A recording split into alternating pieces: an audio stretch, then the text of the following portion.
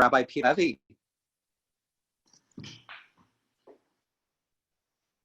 Oh, and Rabbi Levi, if you need, you can go probably all the way until 1:10, because we'll have a video from Rabbi Myers and then a little time for discussion. So don't feel like you have to stop right away. I love a rabbi who knows me well that I never stop on time. Yeah!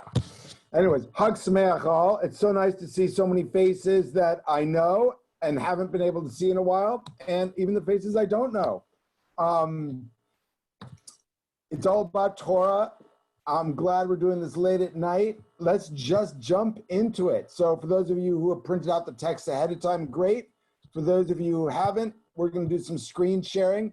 I just also want to encourage everyone, hit your participant button. You're ready to raise your hand, so we can have hands raised whenever we need that. So can everyone see the screen perfectly fine in the text? Yes, I'll take that to yes. Beautiful.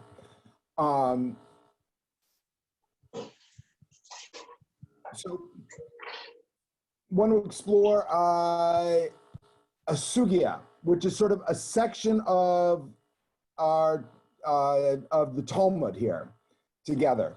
So so this is actually a famous love story about Rabbi Akiva that many of you may be familiar with. So we're going to sort of set this as our baseline, and so I'll read it. And so this comes from as you get Ketubot 62b to 63a. So here's the love story for us. And I figure a love story is appropriate because now that we're sheltering at home, I'm hearing lots of stories. One, there's a lot of jokes out there about 9 months from now, we're going to have a lot of COVID babies. So lots of love stories are happening. And there's also lots of comments out there that, either people are working out their challenges in their relationships or they're really deciding to dissolve them at this time because you got no choices. Some people are loving being home and some people are really craving to get out of the house. So let's see about this being at home and getting out of the house and the tension between those through the lens of the rabbis. So Rabbi Akiva, he was a shepherd of Ben Kalba Savua, right, one of the wealthy residents of Jerusalem. And the daughter of Ben Kalba Savua saw that he was humble and refined, and she said to him, "If I betroth myself to you, will you go to the study of Torah?" And he said, "Yeah, I'll do that." So she became betrothed to him privately and sent him off to study.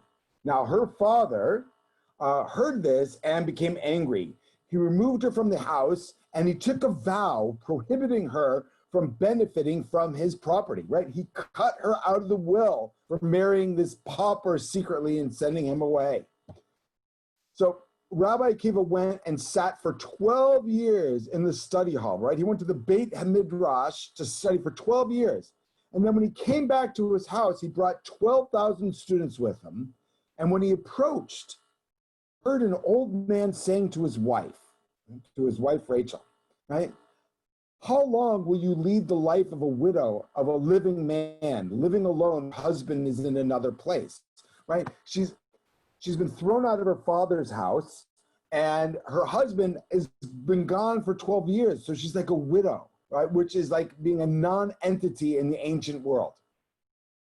And she said to him, "Look, if he would listen to me, he would stay and he would sit and he would study for another 12 years. Now, Rabbi Akiva hears this. He says, "Oh, I got permission to do this." So he went back and studied for another 12 years. He never even went into the house to see his wife, right? He heard this from outside, takes his permission, goes back, right? So now when he comes back 24 years later, he brings with him 24,000 students, and his wife heard this and went out to greet him. And her neighbor said, "Well, borrow some clothes and wear them, right? Because your current apparel isn't appropriate to meet such an important person." And she said to them, "A righteous man understands the life of his beast." Quoting Proverbs. A righteous man, a tzaddik, understands the life of his beasts, his behemoth. And when she came to him, she fell on her face and kissed his feet. Now, his attendants pushed her away, not knowing who she was, right? They see some woman in rags doing this, and they push her away. And Akiva says to them, leave her alone. As my Torah, everything I have and everything you have is because of her. It's really hers. Beautiful story. But then it continues. In the meantime, her father heard that a great man came to town. And he said, oh, I'll go to him and maybe he'll nullify my vow that I'll be able to support my daughter, right? It's been 24 years. He vowed, right, made this vow to God, which he won't break, that he wasn't going to support his daughter, and she's living like a pauper. So now he's thinking this great tzaddik, this great man will nullify his vow so he can go back to supporting his daughter. So, right, Rachel's father, Kavod Savua, comes before him and asks to nullify his vow. And Akiva says to him, did you vow thinking that this Akiva would become a great man? And he said to him, look, if I believed that he would even know one chapter or even one halacha, know one piece of Jewish law, I wouldn't have been so harsh. Right? Because when he started, of course, he was a shepherd. He didn't even know the curve of a Hebrew letter, let alone a law. Right? So he said to him, look, and then he reveals himself. He says, I am he, I'm the one. And Ben Kavod Savua falls on his face and kisses his feet and gives him half his money. And then the Gemara teaches, right, Rabbi Akiva's daughter did the same thing for Ben Azai, who was also a simple person. She caused him to learn Torah in a similar way by betrothing herself to him and sending him off to study. This explains the folk saying that people say, the U follows the U. The daughter's actions are the same as her mother's. And of course, U, right, in the Aramaic is Rachel or Rachel, right? So it's this reference to herself. That's the romantic story of love and caring and letting your husband, in this case, Akiva, run off and study some Torah. So I just want to throw out there, and please, raise your hands so we can call on folks. Now I see the chat is wild and going on. What does this teach us about? It's a love story. What's it teach us about love?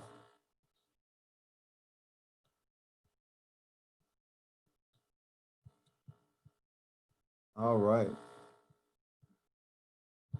So Gerald, you're up. Okay. Well, one thing it teaches us is love is nuts. Tell me something I don't know. All right, yeah. Why is it nuts? Because the idea of marriage is not to be separated for 24 years.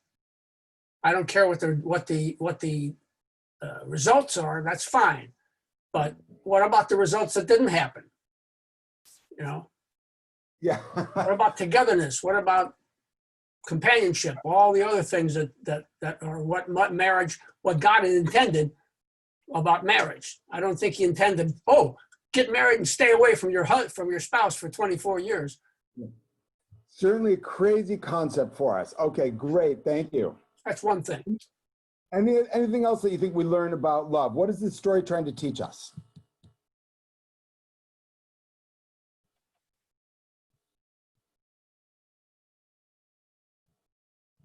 All right. I'm seeing no other hands out there right now. Is that correct? Well, Eve, let me unmute you.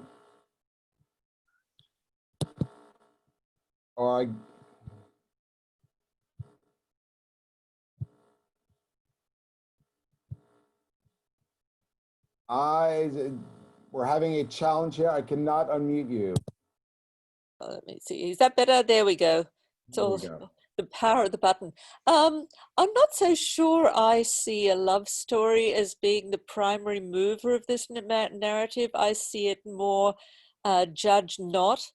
He may have been a shepherd, and he was judged for not being the having the fabric of a great scholar. But we trust that someone who assiduously applies themselves can be a great scholar and then suddenly has the respect of the person who scoffed at him. So we need to trust that if someone is drawn to the study of Torah, to not belittle them by their beginnings and judge them by the end result. Beautiful. Right. So what we see is actually there are many lessons built into these stories, right? So it could be about humble beginnings. Don't judge a book by its cover or by the wine by the bottle. Where that capacity is. So beautiful. And Lindy, and yes. Okay.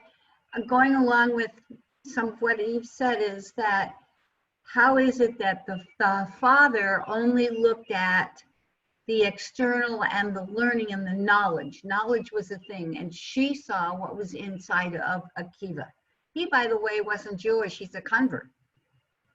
And if you follow the midrash on what he was related to Sisera, who was killed with the tent peg.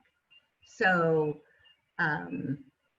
if you take a look at it, she's seeing more internal and seeing the person that he is, could be, can be, will become. Whereas the father was only really seeing the external. He's a shepherd. He takes care of his sheep. How can you marry him? He's beneath the station. He's never going to learn anything. He doesn't know anything. Beautiful, great. But of course, both the father and the daughter still seem to value the Torah learning, right? Whether or not, if I knew he could even learn one law, I wouldn't have written her off. But he didn't even. She wants him to learn so much that she sends him away for 12 years. Right. And then who knows what he overheard or what she meant in that statement. But he takes it to go away for 24 years. So let's read on. And the sacrifice that, you're going to read on. Never mind. I won't say.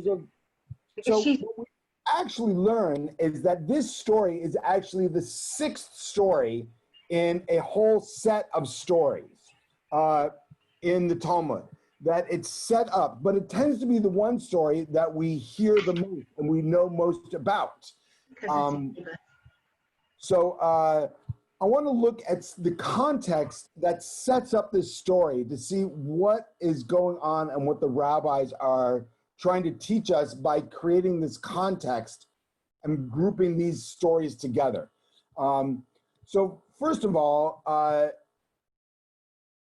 this series of stories is a response to this Mishnah, which happens a page earlier, which is really about how long people can be away, in this case men, but how long people can be away from their partners without their consent. And it depends really upon their jobs. Can you be away, students of Torah can be away for 1 week before they have to fulfill their conjugal or marital duties.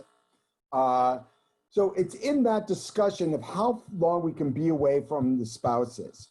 So I want to sort of jump into the first story, which I believe you can see right on top of your screen here. Here, we can make it a little big. Well, maybe that's too big.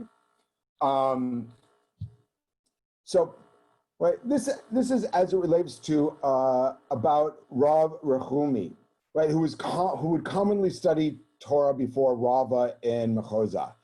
And he was accustomed to coming back to his home every year on the eve of Yom Kippur, right? So he's staying away to study for a whole year, but he comes home every year, right before Yom Kippur. And one day he was particularly engrossed in the halakha, right, in studying the Jewish law, that he remained in the study hall and didn't go home. Now his wife was expecting him that day and continually said to herself, "Oh, now he's coming, but in the end, he didn't come. She was so distressed by this that a tear fell from her eye. And that at that exact moment, Rav Rehumi was sitting on the roof. The roof collapsed under him and he died. What is this story teaching us? Right?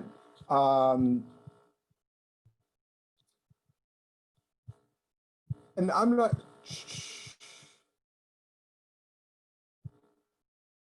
So I can't figure out how I can call on folks and keep this screen share up at the same time. Rabbi, I can help you doing that. Okay, that'd be great. So I'll keep it up. So if you can just call on the folks and bring them in, that'd be great. So we can keep the story up there. What do we learn from this?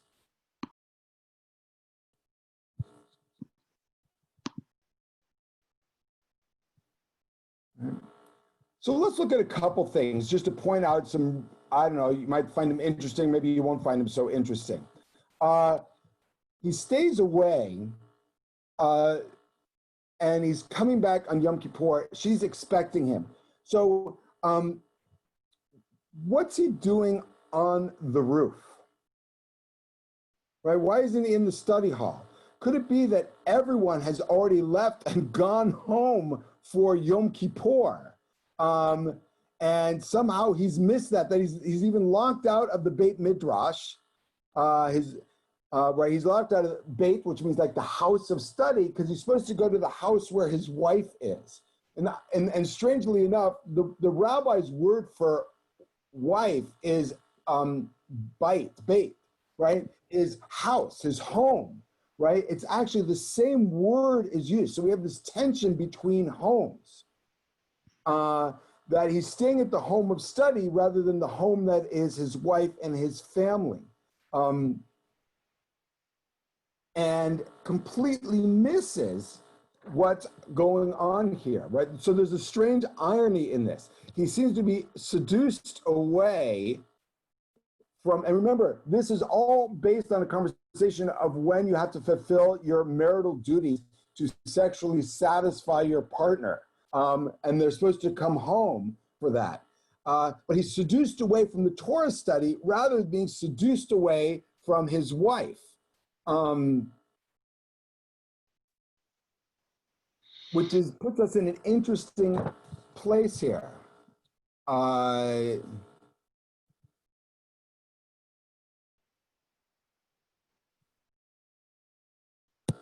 right. Is everyone, all right. So maybe let's put a couple stories out here first, and then try and explore and discuss these. Of course, here's the irony. When you're studying Torah, you're also studying that you have an obligation to go home and be with your wife. So they have this conflicting obligations running along at this time. All right, Gerald has a comment. If you could Yes. Well, mainly I have a question, and that is, isn't there generally a prohibition of having sexual relations on Yom Kippur? Well, this is right before Yom Kippur. So it becomes a good question. The wife clearly has an expectation that doesn't get fulfilled, and it has deadly consequences in this case. But yes, that's one of the sort of 5 things we abstain from during the Yom Kippur fast is, as we say, intimate relations. Now you can see why it was so important Erev, before going into Yom Kippur, that he get to home on time, but somehow he missed that. Let's jump into the next story. The comment B here, right, is just a comment about how often, and they're saying for scholars, actually, it shouldn't be every year, it should be every Shabbat, right, that you have this expectation to fulfill your marital relations, which literally here says to use the bed, right? You know, you're supposed to use the bed every Shabbat, so it's like the 7 days. But our second story becomes really interesting and enhancing in a new way, right? Another story about Yehuda, son of Rabbi Chia, who's the son-in-law of Rabbi Yanai, who would go and sit in the study hall, right? And then every Shabbat Eve at twilight, he would come back to his house. And when he would come, Rabbi Yanai would see a pillar of fire preceding him due to his sanctity, right? This guy was so holy that when he would come home, his father-in-law would see the pillar of fire. This is like the Sinai moment, that pillar of fire, which, let's not miss the fact, is quite a phallic symbol all at the same time. That's what he's seeing coming home. And one day, however, he was so engrossed in the halakha, studying the law, that he stayed at the study hall and didn't return home. And when Rabbi Yanai didn't see that sign, right, the pillar of fire preceding him, he said to his family, turn his bed over, as one does at times of mourning, since he must have died, reasoning that if Yehuda were alive, he would not have missed his set interval for conjugal relations and would have certainly come home, right? He never misses it. He knows this law. So they turned the bed over. And then what became of him? Like an error that proceeds from a ruler, the son Yehuda died.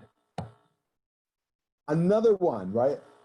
When he so engrossed and tempted by the study of Torah that it supersedes his temptation to come home and be with his wife intimately, has deadly consequences. And we sort of see this other notion of that we have this conflict of holy acts. We're given this deep holiness of him, right? Of like this God presence and holiness with him through this pillar of fire, through this holy act of fulfilling his mitzvah duties with his wife.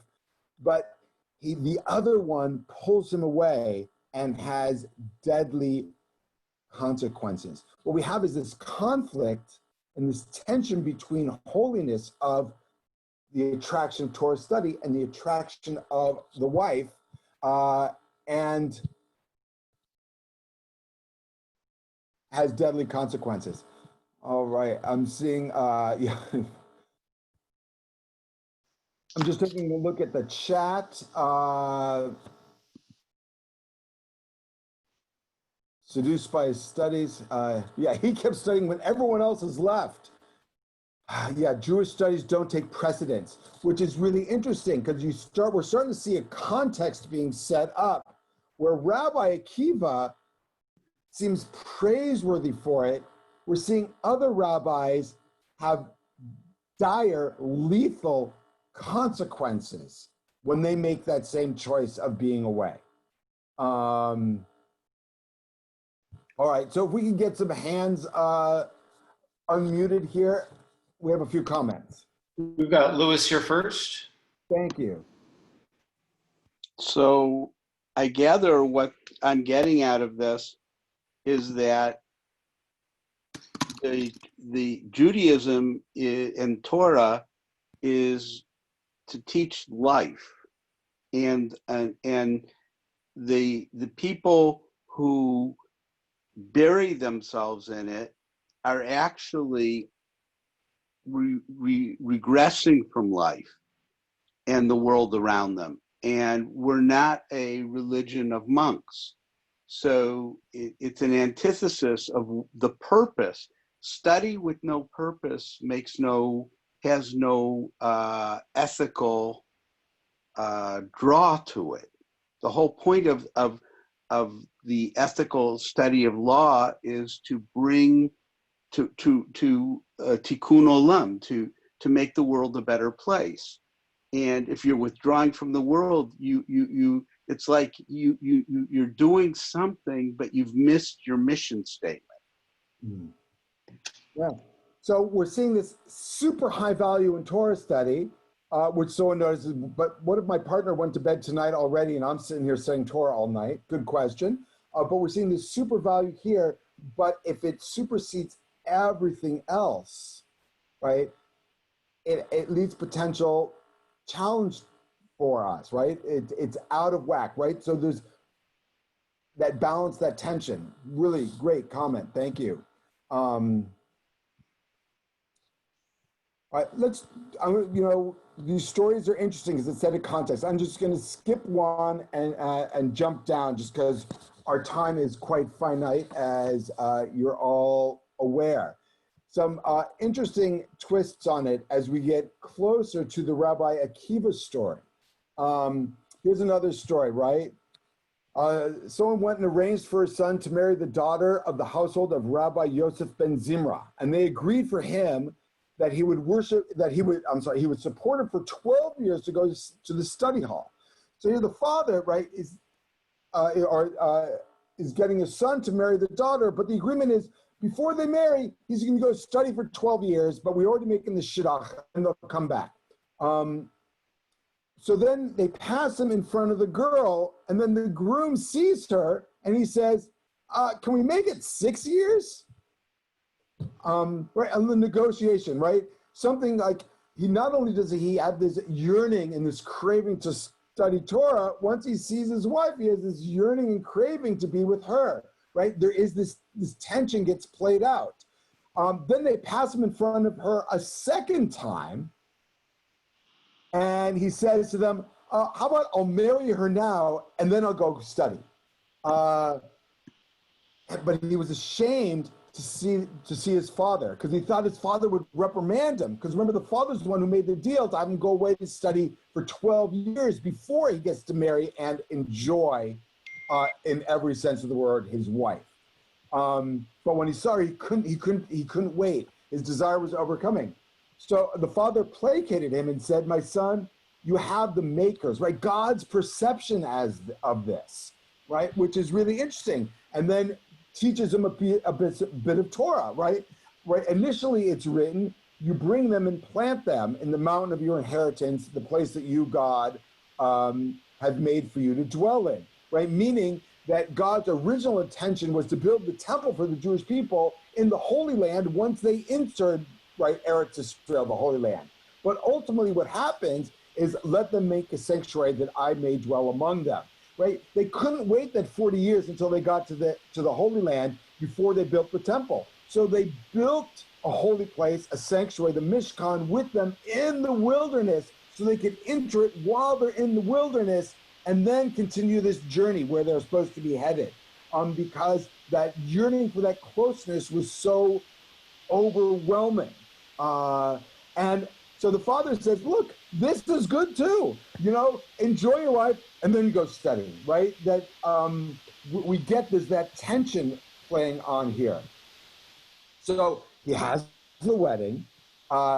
They, finish their 7 days of Shavuot Brachot, and then they enjoy, and then he goes out to study for 12 years at the study hall. But by the time he comes back, his wife has become infertile as a consequence of spending many years without her husband. Right? So now we're seeing another negative consequence. The rabbi didn't die, but the immortality, right? Having the line, that's what died, happened. So Rabbi Yehuda Hanassi says, what do we do? Right? If he divorces her, people will say, oh, the poor woman waited for nothing. And if he marries another woman who has children with him, because I guess they had more than one wife in those days, people will say, oh, look, this one gives him children, but that one, right, that's his mistress. Therefore, the husband, right, prays to God to have mercy on her, and God does. She's cured and presumably has children. So what we get here is this negative consequence. The only way to rectify this tension about this desire and this value of running off and studying Torah that requires divine and holy intervention in order to intercede to have a successful outcome. Thank God no one dies in this situation like our previous rabbis who actually died, right? One actually refusing to go to the bed with the wife, right? When they turned the bed over, like he lives by the bed and he dies by the bed in that case. This one, we have a divine intervention. So, interesting stories, but this is the context that we're being set up with going into our stories about Rabbi Akiva that we started with. Right? There's the short story. So I'm going to share one more, and then we'll get to some more comments. Right, Rabbi Hanania ben Hakinai went to study hall at the end of Rabbi Shimon ben Yochai's wedding feast. And Rabbi Shimon said, hey, can I come with you? Just wait till the days of my celebration are over. Wait for the Shavuot bracha. Wait for that, my wedding week to be over, and then I'll go with you. However, since he wanted to learn Torah, right, he was lusting after Torah so much, right, he wanted to fulfill that. He didn't wait, and he went for 12 years, right, to once again, that other bite, that other home, that house of study. And by the time he came back, another story, all the paths to his city had changed, and he didn't know how to get home, right? Gentrification had happened, and he didn't know his way around anymore. He had been gone so long, he was lost. So then he sat on the riverbank, and then he heard people calling to a certain girl, daughter of Hachinai, right? Fill your pitcher and come up. He said, I can conclude from this that that's our daughter. The tragedy is here, he didn't even recognize his own daughter. He doesn't even know his own family. He has to overhear it. So he follows her to his house, and his wife, who's also called his house, right? We got this tension between houses, homes, was sitting and sifting flowers. She lifts up her eyes. She sees him. She recognizes him. Her heart flutters, right? She's so happy and excited that she dies of emotional stress.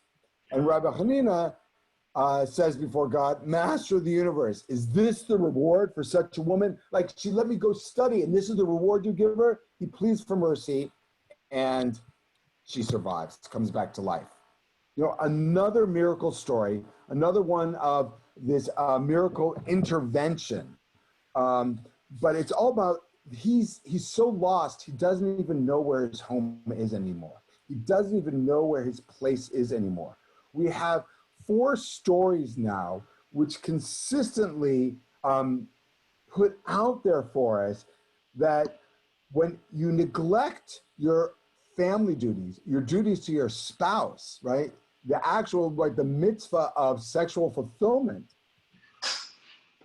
that there's like a subtle, maybe it's not even so subtle, there's a critique of that is being set up as we then go into the story of Rabbi Akiva and Rachel, which turns out, you know, where you don't see that critique, right? Where you see this whole tension played out where Rabbi Akiva, right, who's thought of as one of the greatest rabbis, and his Torah is some of the greatest Torah out there for us.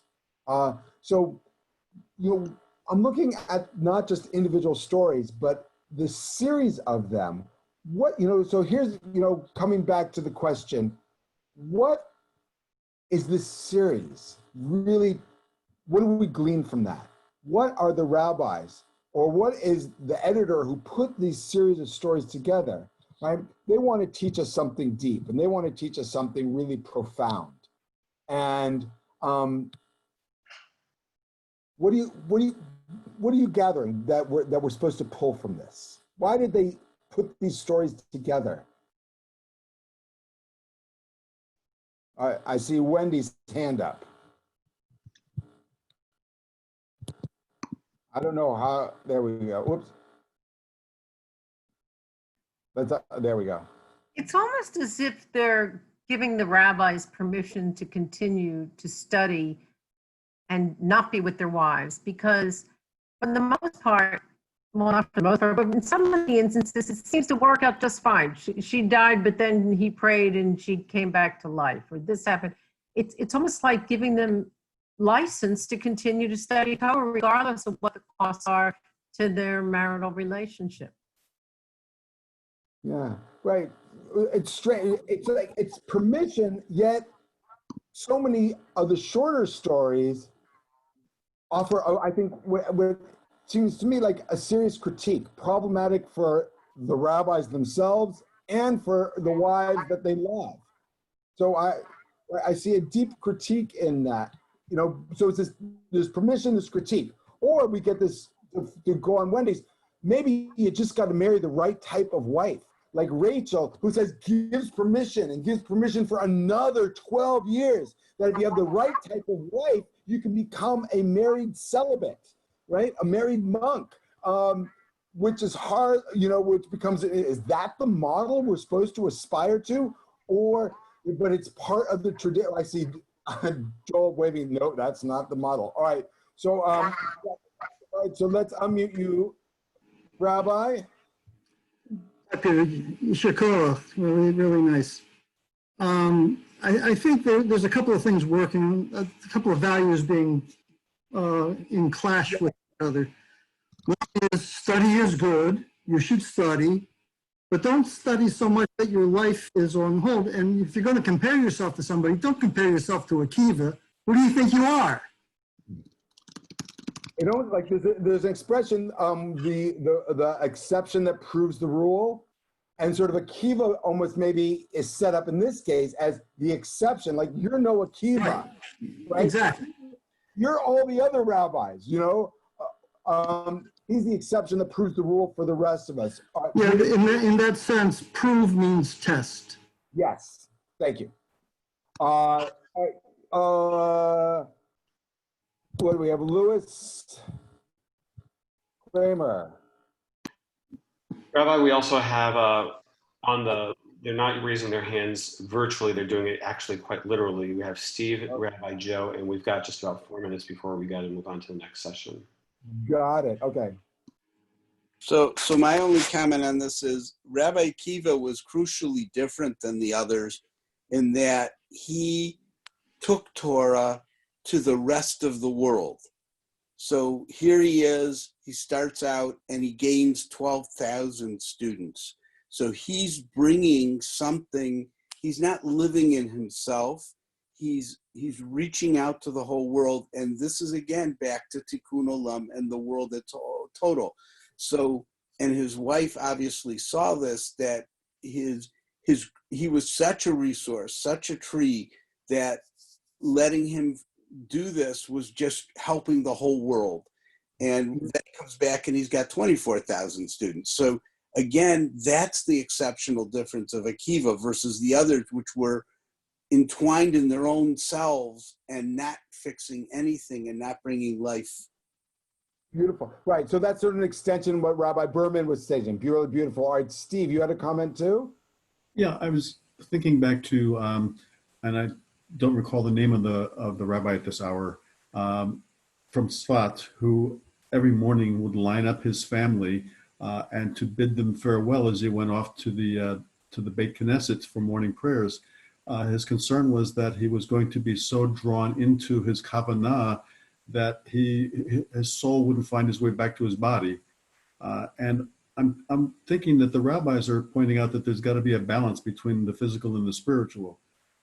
And that if you're leaning too far in one direction or the other, you're either seen as somebody who's not capable of engaging in spiritual endeavors, in study and spiritual devotion, or on the other hand, you're too devoted to that and you can't really have a physical life and can't apply these things. Right. So just to give another context for that, maybe it's not the physical versus the spiritual that are in conflict with one another. That actually thinking of that as like body and soul, spiritual, physical, right? Thinking of those in opposition might what lead us down these dangerous paths. That actually, that what we see is that that there's a certain, they're in concert. It's not an either or, but it's how we live in this balance. That in fact, right, as it keeps telling us, it is holy, right? What's it called? A double mitzvah? Is that right, Rabbi Joe? It's a double mitzvah on Shabbos? I think I learned that from you, because that's what retired rabbis love to say. That actually, and it's also I think what Rabbi Kavod taught earlier tonight through the story of the Baal Shem Tov, right? It's actually through the physical is where we get the spiritual. And that if when we try and separate them and we start only pursuing or settling on the physical, or that we miss that actually there's that God imbues that too. That we actually don't want to be dualists, that we want to say that they're really bound together. So when we overplay this, what we believe is the spiritual, and we miss that actually the physical enjoyment in life, those beautiful blintzes we had earlier, right? Right, that is also part of the spiritual fulfillment. So it plays out this tension here, trying to stay. I don't know. I'm throwing it out there. I don't want to take up more time, but it's a delight being with you all tonight. Yasher Koach, Rabbi Levi. Thank you.